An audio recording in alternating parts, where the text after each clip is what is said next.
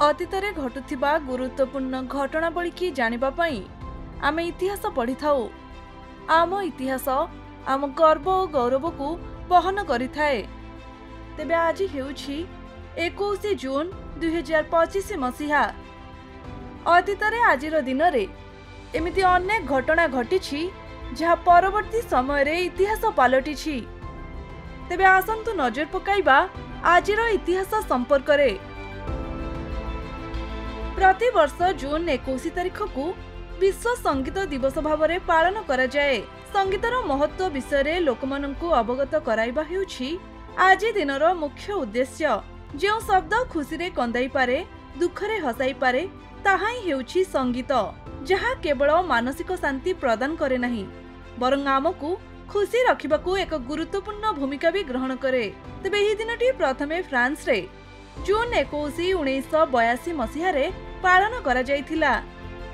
योग द्वारा मानव जीवन रे मानसिक और शारीरिक सुस्थता बजाई रहे।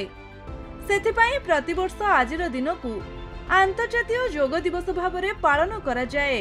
2014 मसीह रे मिलित जातिसंघ साधारण परिषदर 69तम अधिवेशन रे उद्बोधन देई भारतर प्रधानमंत्री नरेंद्र मोदी योग परि एक अनन्य भारतीय परंपरा को समस्ते आपणेबा लागि प्रस्ताव देइथिले।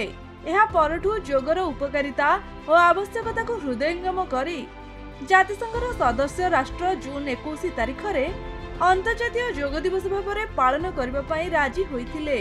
तबे मानसिक और शारीरिक सुस्थता पई योगाभ्यासर उपदेयता संपर्क रे सचेतन सृष्टि करबा हेउछि आजिर दिनर मुख्य उद्देश्य।